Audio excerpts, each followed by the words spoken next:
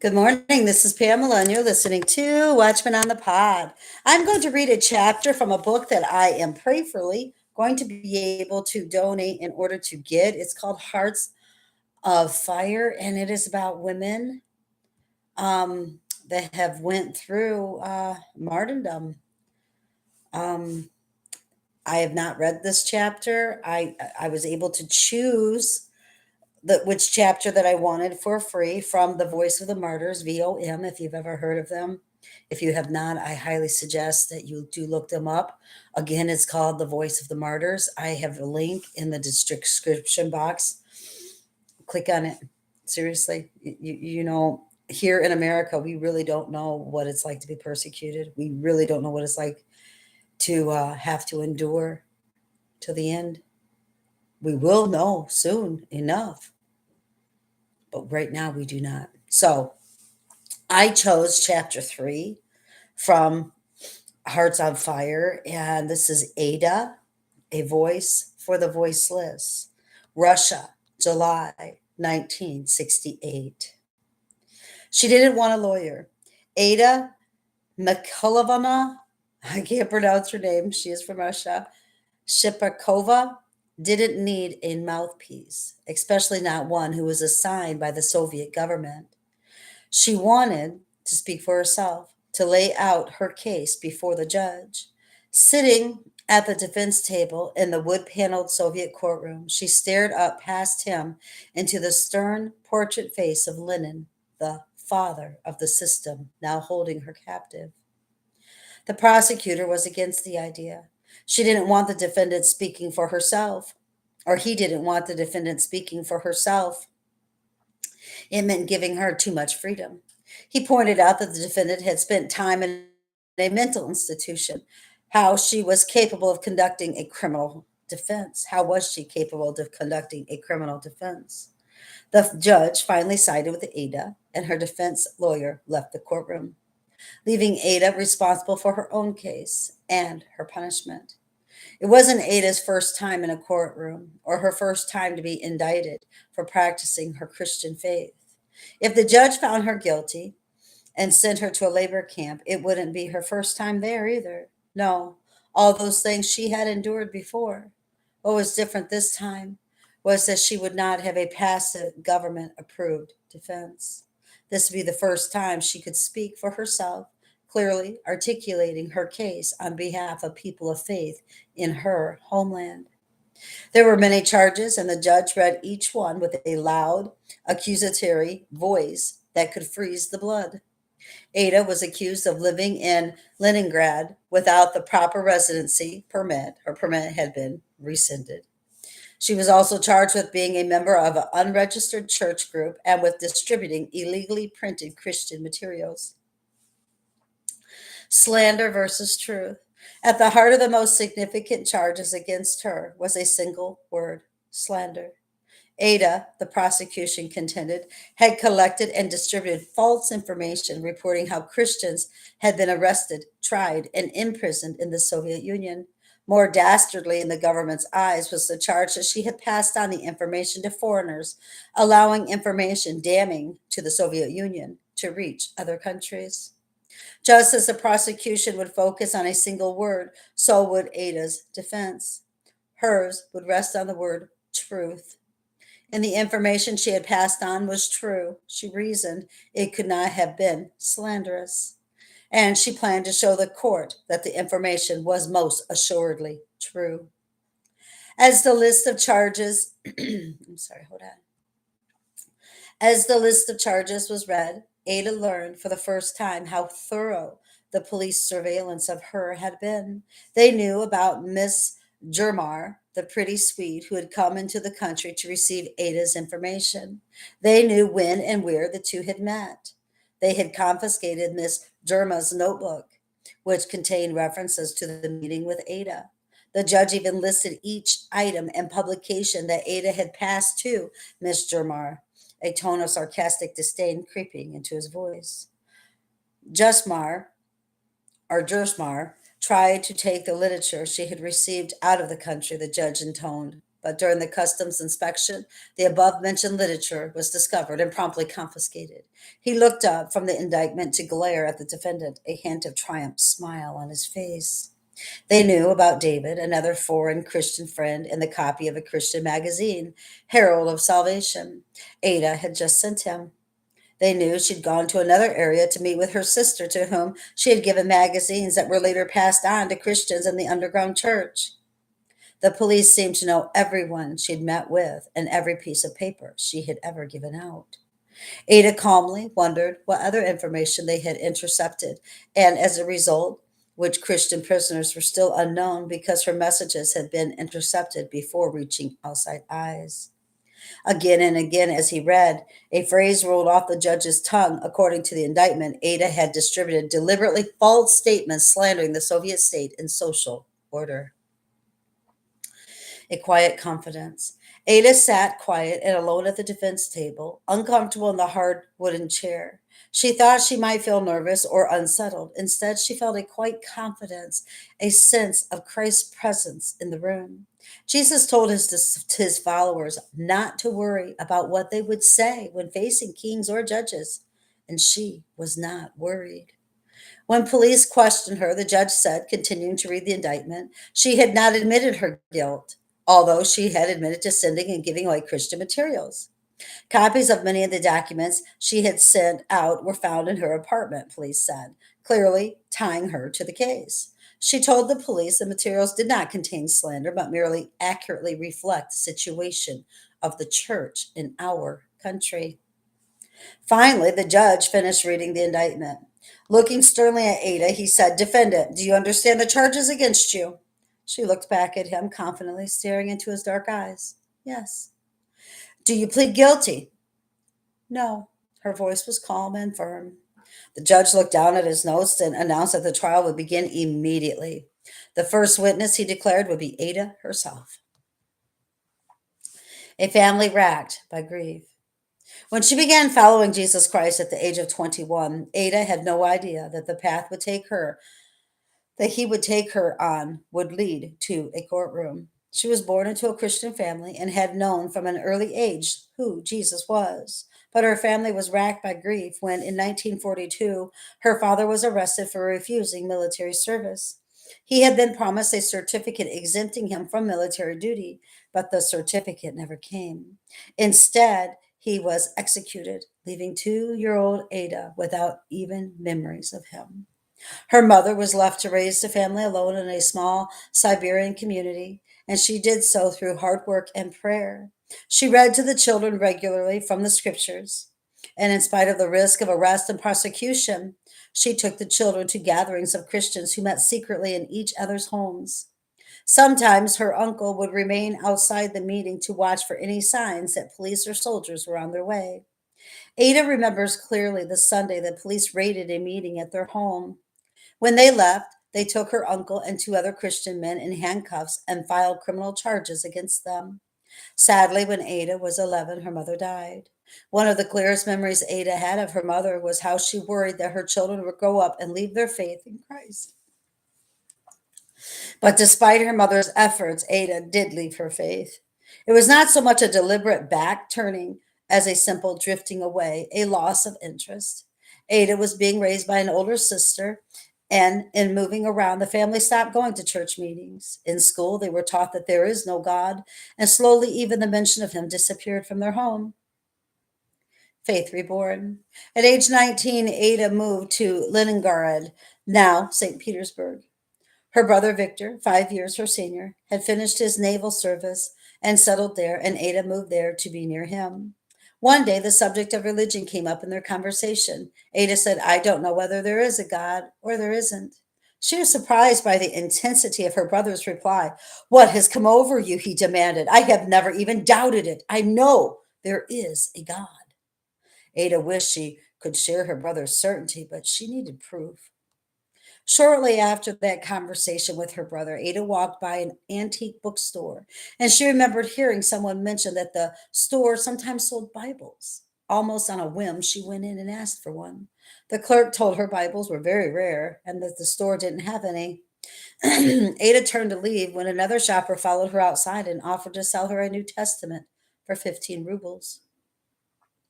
It was almost all the money she had, but she gave it to the man in return for the old book. Ada's brother was thrilled with her purchase, especially because it came at the time he needed it most. He had been diagnosed with cancer, and his doctors told him it would be fatal. Victor asked Ada to go to the prayer house to let his friends there know of his condition. Ada did as he requested, and the friends came regularly to visit and encourage Victor. She watched as her brother's spirit became increasingly alive as the disease dragged his body towards death. She was amazed to see his faith in Christ grow stronger as his body grew weaker. She longed to have the faith and certainty her brother had. He approached death not with worry or fear, but with a deep certainty of his eternal home. 4 months after the diagnosis, Victor died. Standing at his bedside as his earthly life ran out, Ada sensed that his desire was for her to know he was not saying goodbye, but see you later. Ada wanted the same confidence, that same certainty. Victor's life, as well as his death, had answered many of her questions. She discussed the rest of them with some of Victor's friends from the prayer house. Finally, her decision became clear. She would follow Christ in faith. It was a decision that would prove very costly for the young woman, but she would never regret. An exchange of literature and the word. Do you wish to give the court an explanation concerning the charges against you? The judge asked. Yes, I do, Ada replied, knowing the judge himself would do the initial questioning. For this trial, he would serve as her accuser, judge, and jury. I admit the facts about distributing literature, as mentioned in the indictment, and about the recipients, as mentioned. She admits the facts. This case is going to go even faster than I hoped, and she should have kept her lawyer. The prosecutor must have thought to himself. At the judge's urging, Ada recounted each of the people she had given materials to as outlined in the indictment. She quibbled over the indictment, calling one item a journal, when in fact it was no more than 2 or 3 pages in length. But she admitted to giving the items away and even to giving them to foreigners. Everything else in the indictment is correct?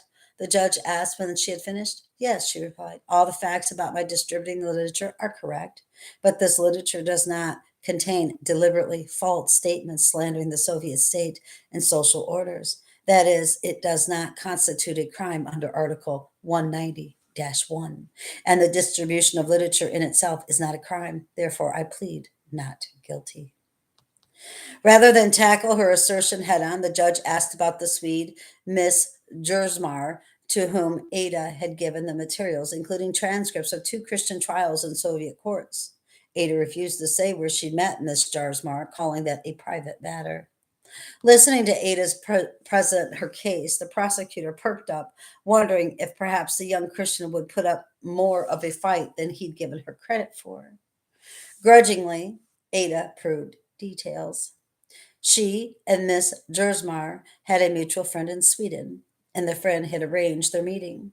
Miss Jersmar had about 50 New Testaments, which Ada had planned to pass on to members of the underground church until the police confiscated them. In exchange, Ada gave Miss Jersmar the literature, including some letters and the trial transcripts, for her to take back to her employer, the Slavic Mission. From there, it would be printed and distributed around the world. Why did you give Jersmar copies of Herald of Salvation and Fraternal Leaflet, as well as transcripts of trials in Moscow and Ryazan and letters of Kurov and Makowski? The judge asked harshly, so that she could read them and learn about the life of our church. Ada responded matter-of-factly. Herald of Salvation is my favorite journal, and Fraternal Leaflet speaks about the life of our church. Trials have become so much part of our church life that to know about the church in Russia, you must know about the trials. Indeed, for those who chose to follow Christ completely, trials were an accepted part of life in the Soviet Union. Arrests, beatings, and imprisonments were part of the cost of following Christ here, and the underground church magazines accepted and publicized that fact. The judge could not believe Ada would trust a woman she had only just met with secret and important information. With believers, friendships develop more simply. Ada tried to explain. I can go to a strange town, meet believers I didn't know before, and before a few minutes, we can become close friends. Believers are one big family, and we are interested in everything about each other. The prosecutor began to intersperse his questions with the judges, asking Ada about all the foreign addresses in her address book. He wanted to know if she wrote to all of them. Some of them, Ada responded. Then, a little tartly, she added, I don't know of any law forbidding Soviet citizens from corresponding with friends abroad. Some believers who had come to observe the trial hid their smiles as the prosecutor looked up sharply at Ada's remark. Then he began to read each name in her address book. A special boldness for the gospel. Ada hadn't started out to be a correspondent working on the front lines of the Soviet church. When she accepted Christ, she was a pretty young woman of 21, full of excitement about her new best friend and wanting to tell everyone she met about him. Her decision came as a revival was breaking forth in the Baptist church in the Soviet Union. For a while, faith was growing weak, she would later say. And suddenly there came an awakening. What I saw was quite miraculous. I saw the dead, the spiritually dead, rising again, and the weak proved capable of great feats. I came to know the greatness of humility and patience, the greatness of the church struggle. The revival quickened my spirit too, and from that time onward, I have not been able to remain uninvolved. Involved. Her new friends from Victor's prayer house encouraged her to witness. She had watched as they printed cards with gospel texts and messages urging people, readers, to repent and believe the good news. They placed the cards in mailboxes, which caused quite a stir in the Leningrad, even meriting coverage in the local newspapers. From the first days of her Christian walk, Ada possessed a special boldness and zeal for sharing her faith with others. Only months after becoming a Christian, Ada devised a special way to welcome in the first day of 1962. She purchased a supply of postcards showing a Claude Lorraine painting of the sunrise over a harbor. For days, she worked during every spare moment, handwriting or hand lettering a special message on each one. Happy New Year, 1962, a New Year's wish. Our years fly past, one after the other, unnoticed. Grief and sadness disappear. They are carried away by life. This world, the earth, is so transient. Everything in it comes to an end. Life is important. Don't be happy go lucky. What answer will you give your creator? What awaits you, my friend, beyond the grave? Answer this question while light remains, perhaps tomorrow before God. You will appear to give an answer for everything. Think deeply about this, for you are not on this earth to eternity. Perhaps tomorrow you will break forever your links with this world. Seek God while He is to be found. The postcard's poems concluded with a simple call, the same one she had seen earlier on the cards printed by her friends. Repent and believe the good news. After she filled all the cards, Ada bundled up against the icy air and went outside. In the large square in front of the Museum of History of Religion and Atheism, the dark haired young woman came to hand out the cards. She worked quietly through the stack, handing them to passerbys as she shared New Year's greetings. The cards were almost gone when a strong hand grabbed her arm. What is this? An angry looking man demanded, waving the card in her face. A New Year's card, she answered, trying to pull away. She seemed very small next to the glowering man, and she sensed as his grip grew tighter, as she tensed as his grip grew tighter. He looked around and began calling for the police officer standing on the corner. We don't need this here, he told her through clenched teeth. He did not let go of her until the policeman grabbed her other arm and began leading her to his car. A taste of what was to come. It was Ada's first forced visit to the local police station. She was held for several hours, then released, but not until the police had opened a file on her and written down all the information on her postcard evangelism. Ada sat calmly, answering their questions, silently amazed at the confidence she felt. God was with her, she knew. She need not fear the authorities. She wondered if anyone had told the officer of Christ's love for him. The police reported the incident to both her employer and the dormitory where she lived. Her first brush with the legal system came that April when a so called camarade court heard the evidence against her. Ada sat on a bench in front of the three comrades who would rule on her fate. Accusers, local people from the community, were brought in to speak against her. One old man trembled with apparent rage as he screamed, I don't want to breathe the same air. I don't want to walk the same earth as her. Other witnesses claimed that Victor had died because the Baptist wouldn't allow him to seek medical care. A strange thing to say about Ada since Victor had died in the hospital. Her accuser's statements surprised Ada in other ways too. Weren't the charges against her for giving away a Christian card? What did they have to do with her brother? Ada tried to speak up and defend herself, and even Victor's widow tried to speak up, but the courtroom crowd angrily shouted them down. By the end of the trial, the onlookers were demanding that Ada's case be sent on to a court of higher jurisdiction where stronger punishments could be levied. To the people's court, to the people's court, they chanted. Ada wondered how a few simple postcards had engendered such hatred among this throng. The three comrades' court officials rescinded Ada's Lingred residency permit and forced her out of her job. After the witness's testimony, the crowd of onlookers didn't think the sentence was nearly severe enough. They stood, stomping their feet and screaming at the petite girl standing in front of them, demanding a stiffer penalty. For her own safety, Ada had to be escorted by guards out of the back door of the building. The court's decision was not carried out for many months, giving police more time to watch and gather evidence against the young Christian. Not evidence of criminal activity, but evidence of her Christian work. Ada continued to live in Leningrad, finding work where she could. Her life had become more difficult, but those early hardships were just a taste of what was to come. You refuse to reckon with our laws. Now, in her current trial, the question continued.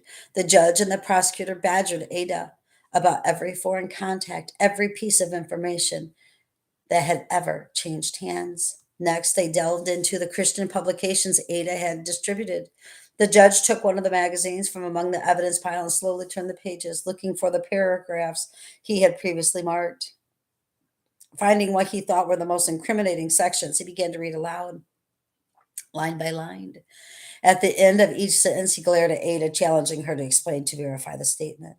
The judge asked about different Christian denominations, pointing out that some denominations were meeting without facing persecution. I don't know about the persecution of believers of other denominations, Ada replied wearily. We write only about the persecution of believers of the Evangelical Christian and Baptist Church. The prosecutor claimed that anyone outside the country who read the literature would think that all Christians in the Soviet Union faced persecution.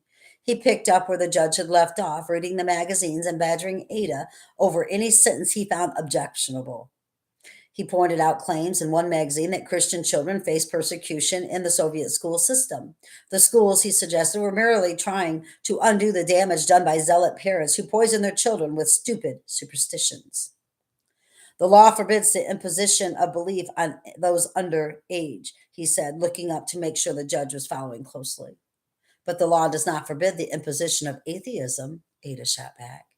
Atheism isn't a religion. A child grows up and then he must himself decide his attitude toward belief. Atheism isn't imposed.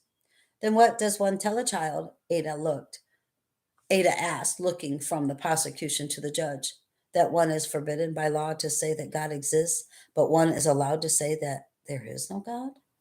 No one spoke, and the judge changed the subject, knowing he had no answer. He demanded that the defendant not digress from the main point. The prosecutor continued reading more comments from another magazine. Do you know that a religious community must be registered? He asked the defendant. Yes, Ada also knew. that by registering a church put itself under the control of the communist government, a government that denied the very existence of the God the church served. Your community did not register, therefore, you are prevented from holding meetings, but not because there is persecution of believers in our country, he said, like an impatient teacher lecturing a kindergarten child. Our community requested registration, Ada replied calmly. We put in an application, but we were refused. You were refused because you refused to observe the law. Which laws do we not observe? She asked. You're demanding the creation of Sunday schools and you want to organize religious activities for underage children. I don't remember that our community demanded a Sunday school, Ada countered, and by law, parents can bring up their children as they wish. No, they can't, the prosecutor snapped. It is forbidden by law to involve children underage in religious societies. You refuse to reckon with our laws. According to the Constitution, we have freedom of religious belief. The term implies a confession of faith, Ada answered. It means that it's possible to tell everyone about God, that is, to profess one's belief freely. Isn't that so? Here, Ada was presenting the core of her case. The Soviet Constitution said people are free to believe as they choose and to practice those beliefs. Yet, Soviet leaders feared Christians' beliefs. They wanted all confidence and dependence to be placed in the Communist Party. Wiping out religious belief, they reasoned, would lead people to believe more passionately in the party. Yet again, the judge had no answer for Ada's question. So once more, he changed the subject, saying that if the material in all the literature were true, why was Ada so secretive about handing it out? Because those who persecute don't like it when the fact that they're persecuting becomes known, Ada answered, sounding more and more like a trained lawyer and less like a simple factory worker. I know that in the literature I gave Miss Jersmar, there were no deliberately false statements. In the Herald of Salvation and in the Fraternal Leaflet, where the situation of believers is described, it's described as it really is. I agree with you that it's unattractive, but this is real life and it must be talked about. When I was handing over the literature to Miss Jarsmar, I knew that those materials could get me locked up. I understood that, but it doesn't change the truth of what the literature stated. The prosecutor scanned his notes and sat down. Finally, Ada's direct questioning was over, but the trial was not. Now the witnesses came. First, it was their neighbors, Antoli and Ala Lavernata. Both judge and prosecutor badgered them with questions. Did she talk to you about her faith? Did she give you any literature? Did she have a TV or radio? Did she live according to her means? How does she dress? What did she cook? Neither Antoli or Ala could say Ada was a criminal.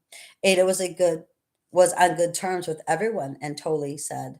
She could only speak good of her. You could only speak good of her.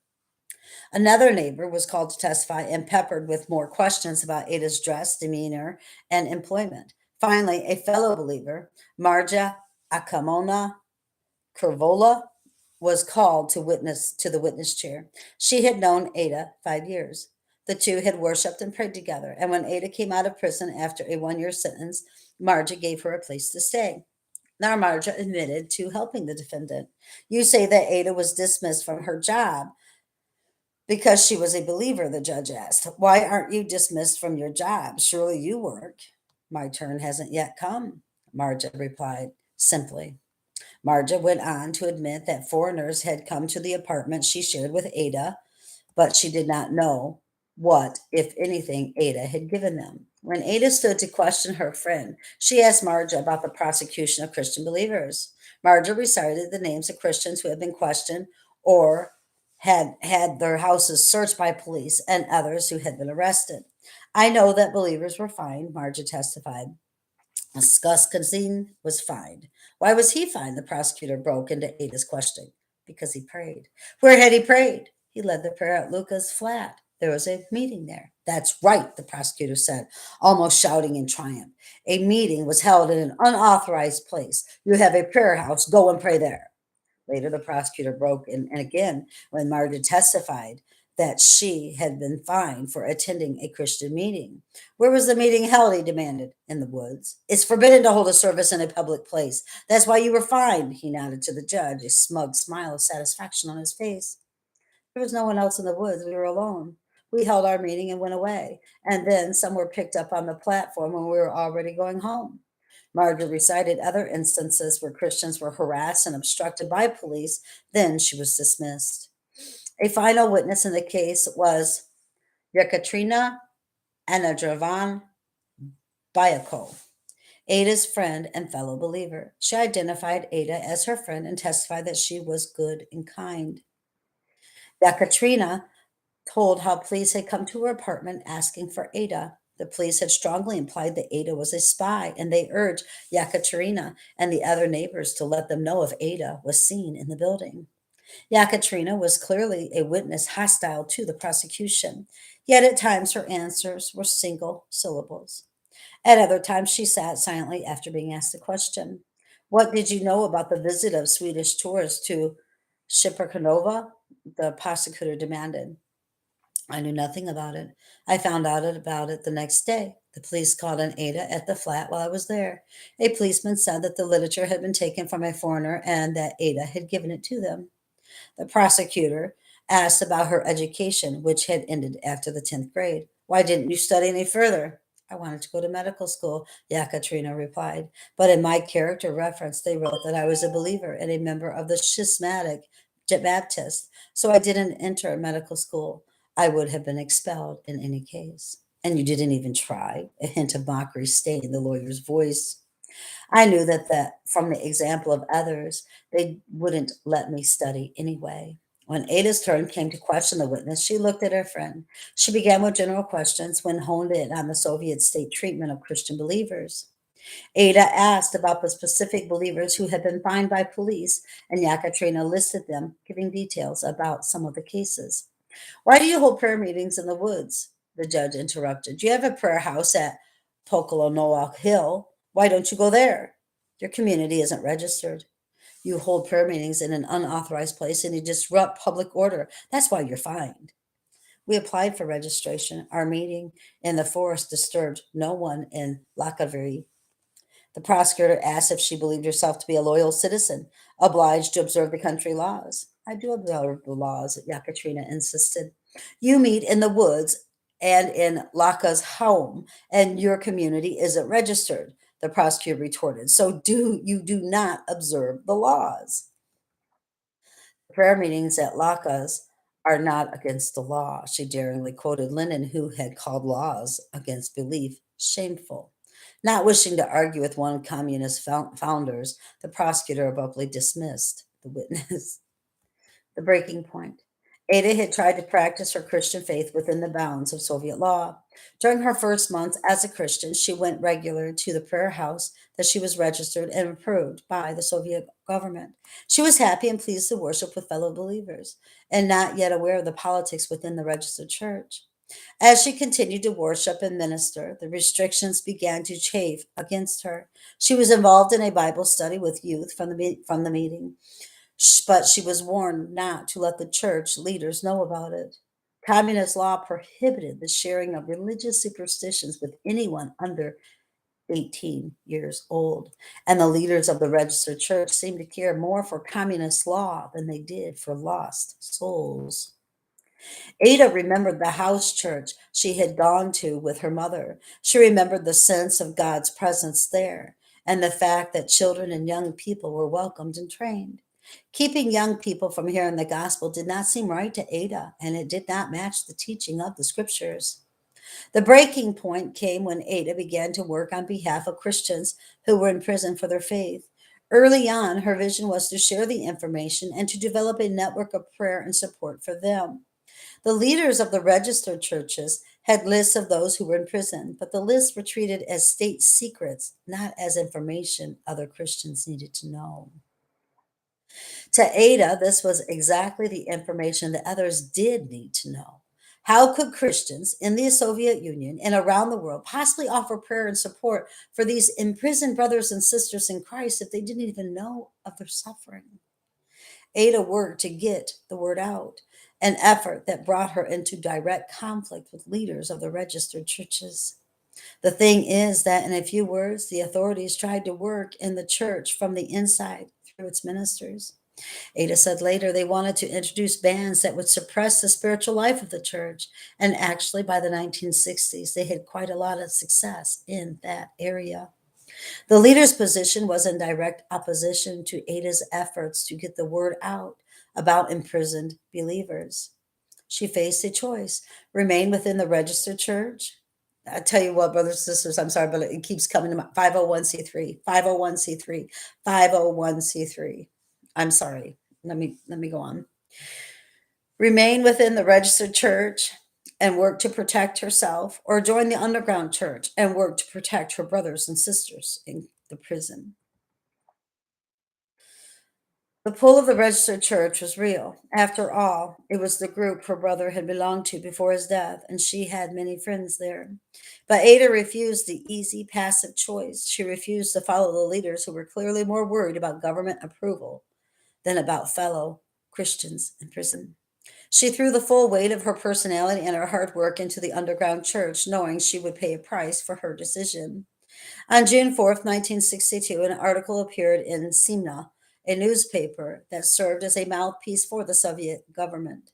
The article, entitled "Don't Be a Corpse Among the Living," sought to discredit believers in general and the underground church in particular. Government policy said there was no God, and the article mocked and ridiculed those who choose to follow an imaginary Messiah. When Ada saw the article, she began to compose a reply in defense of her faith and of those who followed it. She sent the response to Smina, but of course it was refused for publication. The issue might have ended there, but Ada showed the Smina article and her reply to fellow believers. Impressed, they asked for a copy. Then some believers came to visit from the Ukraine. They asked for copies as well and took them home. Soon, hundreds of copies were being made and handed from believers to believer all across the Soviet Union. Underground church members were alarmed to read an attack on their faith and then encouraged to read the bold, well reasoned reply of one of their fellow believers. Ada was the forefront of Zimzat, a new practice of self published communication. Government officials simply couldn't watch every mimeograph machine, photocopier, or printer press in the country. Through her writing, Ada Shipnoka's name became known to thousands of believers she had never met, and it became well known in another sphere as well: the ranks of the secret police. The core elements. Other witnesses had been scheduled to testify at Ada's trial, but they did not show up. The judge ruled that the trial would continue anyway. Frustrated, Ada complained that the court had spent more time delving into her home, her dress, and even her cooking than it had in considering the essential matters of her case. I asked the court to pay a little more attention to the core elements of the case, she pleaded. For example, I would like to explain why our community is not registered. To begin, tell me, please, which laws have we broken that would cause us to be refused registration? Defendant, the judge replied testily. The court asked you the questions, not you, the court. Seeing the judge's pique, the prosecutor chimed in. I cannot even understand what the defendant is asking. Of course you can. Ada took a deep breath, collecting herself. I am asking the court to pay more attention to the essential questions of the indictment and requesting that the side issues should not obscure the essential aspects of the case for the court's consideration. That is my first petition. My second is to ask you, the court, to find out the exact date when my residency permit was confiscated. The judge asked why that piece of information was important. Ada explained that the trial had revealed that the police had been collecting evidence against her long before her residency permit had expired. If I am being tried for an expired residency permit and not because of my Christian activities, then why was I under investigation before the residency permit even expired? She asked. I can tell you why proceedings were started against me, she continued. Twice in our prayer house, I approached foreigners and asked them for a Bible. These two requests became known to the authorities. The question of a residency permit has nothing to do with the case, the judge said. You're accused of distributing deliberately false statements slandering the Soviet state and the social order. But the question of work and residency permit has received a lot of attention in the judicial proceedings. Ada shot back. These questions interested the court, not because you are being charged with this, but because the court must assess your personality. It must seem strange to you that the court even asks about your character. The court must know what sort of person you are. In passing sentence, the court takes into account the personality of the defendant. Ada said that if the court truly wanted to know her character, it was all the more important to know the true facts of her story. Her last request to the judge was to call one final witness, Miss Dersmar, the Swede to whom she had given the literature. This woman's notebook had been used as evidence against me, Ada reasoned, but to understand it accurately, we must have her here to explain the notes. The judge made a show of considering her request, asking the prosecutor for his opinions, and then he ruled. After consultation, the court has resolved that the defendant's petitions be turned down. There were a few questions, then the trial adjourned for the day. All that was left was the final arguments.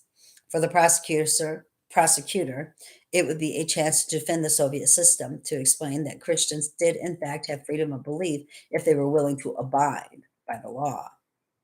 For Ada, it would be her last chance, her final opportunity to speak on her own behalf and on behalf of her brothers and sisters in the church. She felt burdened by the weight of the task, knowing the risk of being locked up again, but she was encouraged by the comfort of her heavenly Father.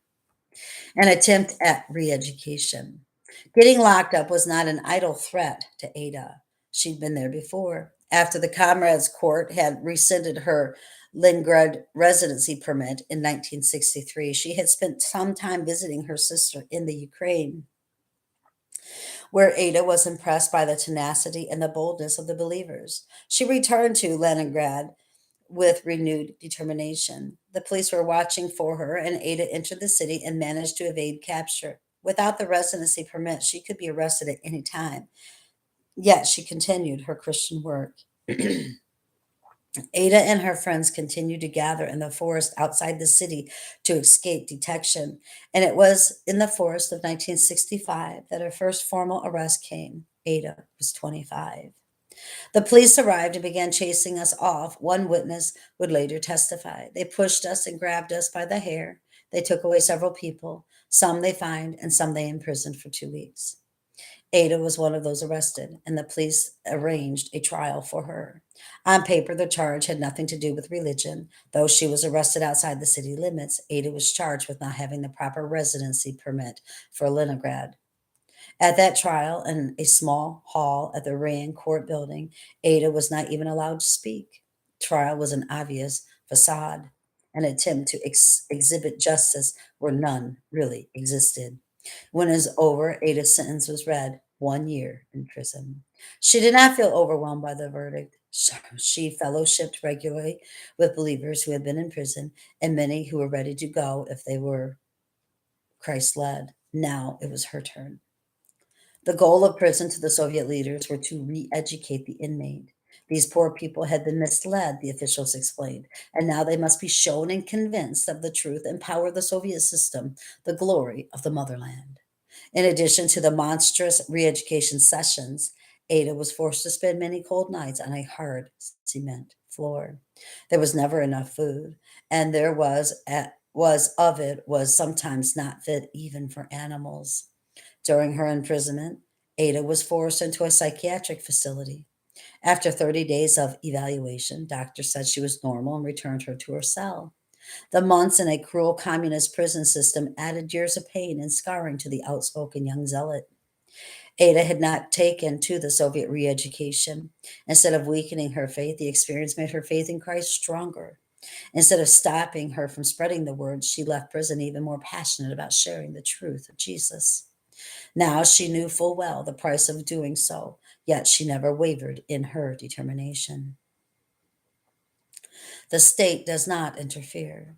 Now it was time for the final arguments in Ada's second trial. The prosecutor's summation was first, and he chose to begin by recounting some of the history of the church in Russia. After the great October Socialist Revolution in our country, the church was separated from the state, and believers of all faiths received the right to freedom of belief, he proudly stated. But then the prosecutor went on to accuse the evangelical Christians and Baptists and the councils of churches of encouraging believers not to submit to the state's laws. The communities that supported the Council of Churches are not registered, the prosecutor charged. Their illegal meetings take place in private homes and in public places. Some believers were convicted for breaking the legislation on cults. The Council of Churches presents this as persecution for the faith. For 7 years, the Council of Churches have been carrying on this titanic struggle with the authorities. From church history and the general situation among the believers, the prosecutor finally moved into the specifics of Aida's case. Skripankova had links throughout the country, but her main task was to organize contacts abroad. It must be said that she measured up to the task well, he added snidely. Then his tone became more patronizing. Ada's life began, unfortunately, in that she was born into a family of Baptists. Of course, it's a pity that we let a person slip away, but we talked a lot to Ada and made the antisocial character of her actions clear. His voice rose to a crescendo as he delivered his final comments, first quoting from some of the literature found in Ada's home. One of the articles quoted a man named Kuroskokov saying at his trial in Moscow, those brothers who are in prisons and camps do not suffer because they have broken Soviet laws. They suffer because they remain faithful to the Lord. The prosecutor shook his head solemnly. All this is deliberately false information that slanders the Soviet state and social order. In the Soviet Union, there are various faiths. Churches are open, and no one is persecuted for his faith. The state does not interfere in the activities of religious bodies if they do not break the legislation on cults. The defendant, Shiprakova's guilt of systematically distributing false statements that slander the Soviet state and social order is fully proved. These actions are rightly covered by the Article 190-1 of the Criminal Code. Therefore, I request that the court sentence the defendant, Aida Shepakova, to 2.5 years imprisonment. With that, he sat down, a smug look of confident satisfaction on his face. For the Christian, there is only. Whoops. Shh. Hold on 1 minute. Let the dogs do their thing.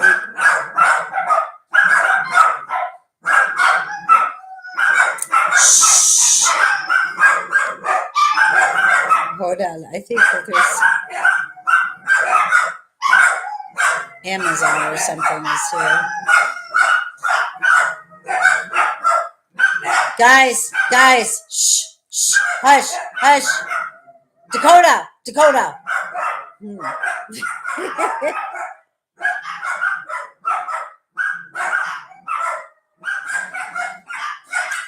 Hold on 1 minute.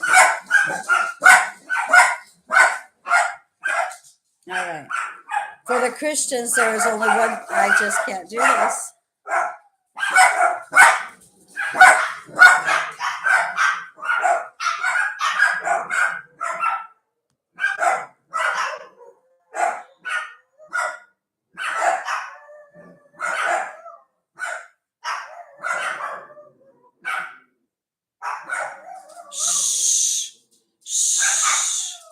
It's okay, guys. It's okay. It's okay.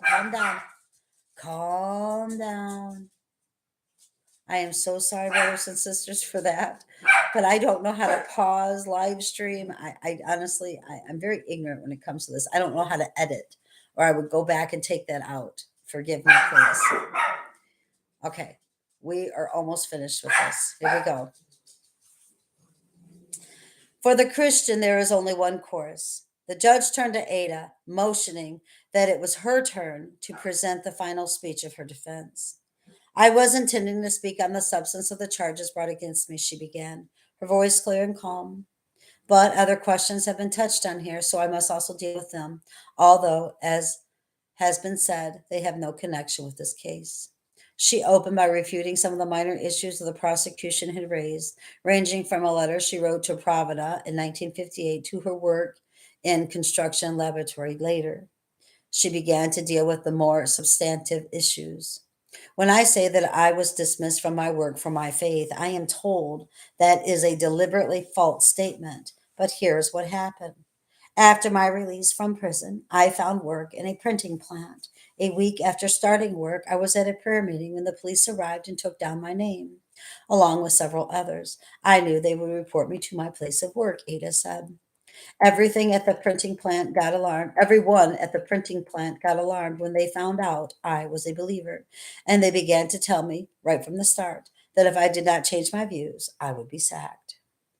They did not hide this fact from me. They told me straight out the printing plant is a political institution. Not everyone can work here.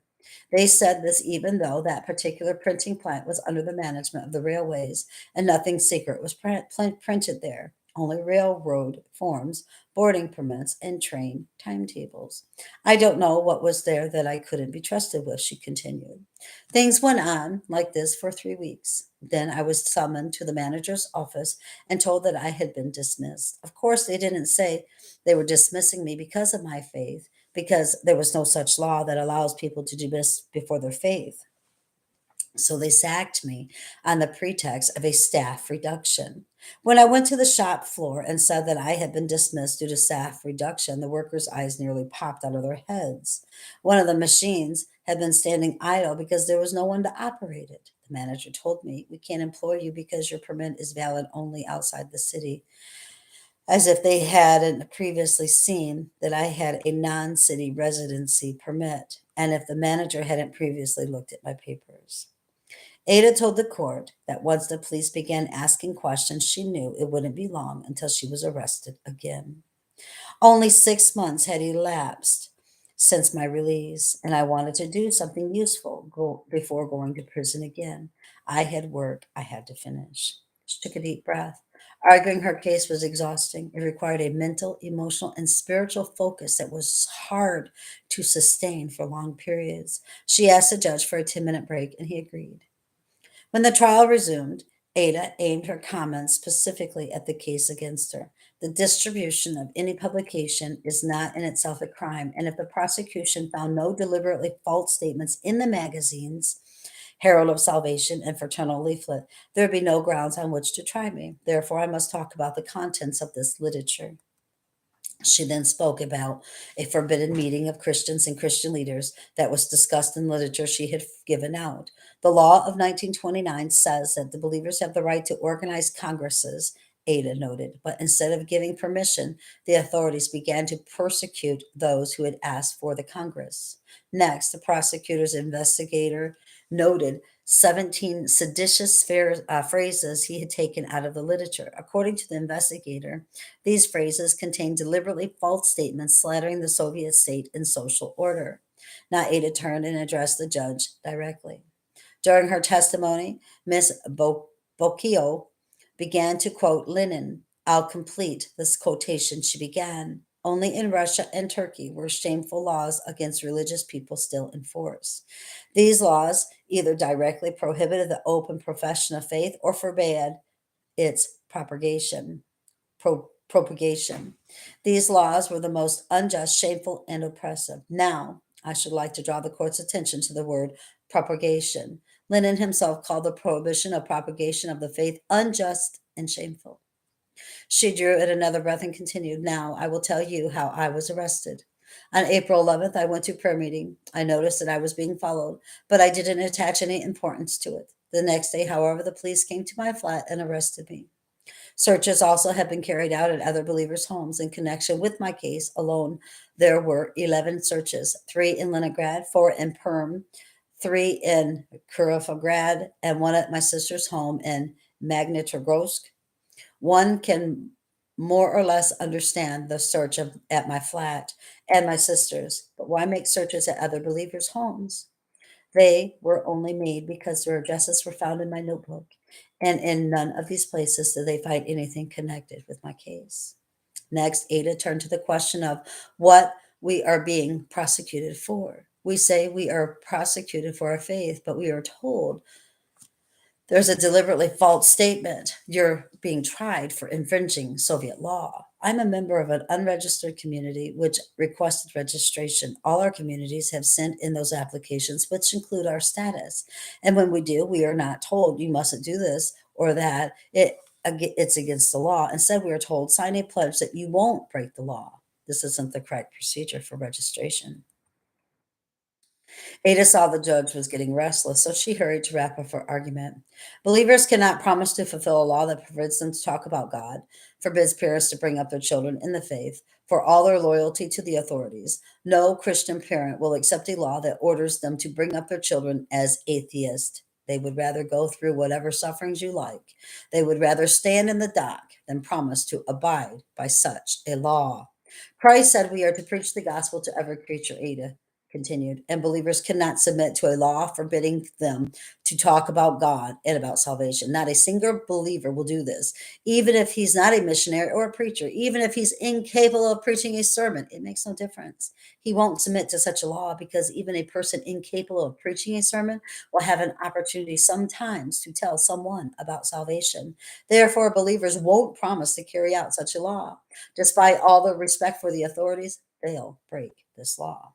To repeat it once more, believers can't keep a law that forces them to deny the gospel. So when we're tried for breaking such laws, we're quite justified in saying we're being tried for our faith.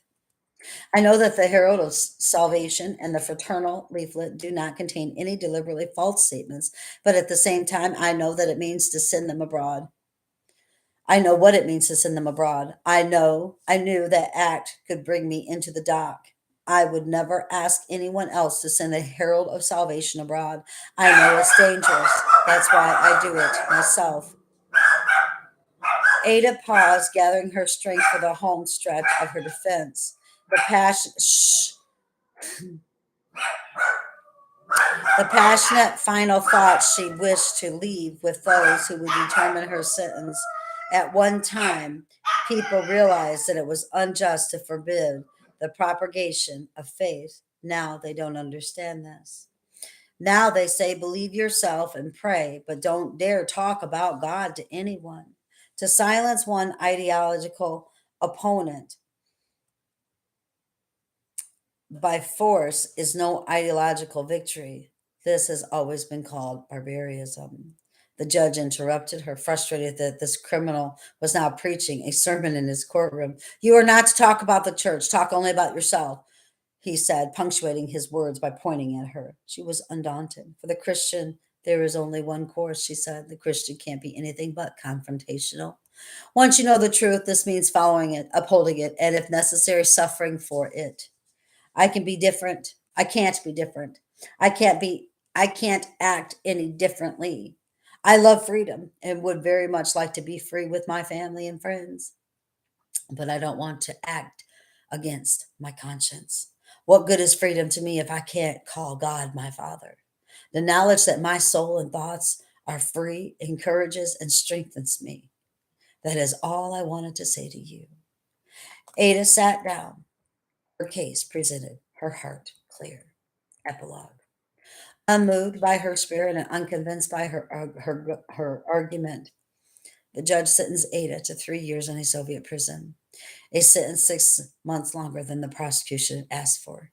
Ada left the courtroom between two tall guards, but locking her up couldn't stop her work. Appropriately, the transcripts of Ada's trial were copied painstakingly onto 20 pieces of cloth, cut down from bed sheets and similar fabrics.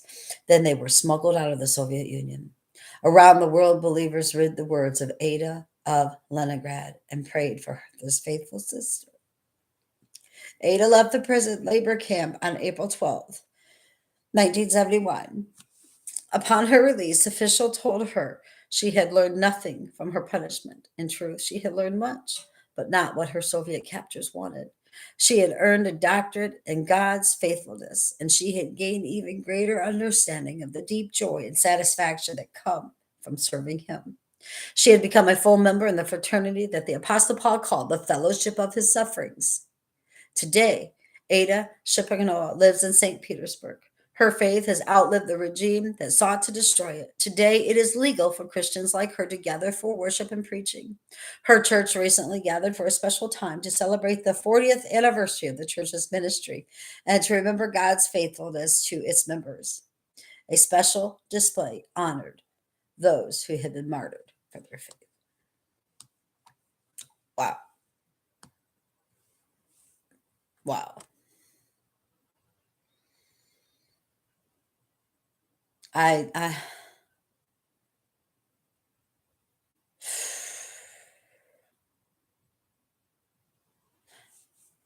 keep your eyes on Jesus, brothers and sisters. Your nose in the book, which is the word of God. And embed the word of God upon the tablets of your hearts, so you will not sin against God or be deceived. Till next time.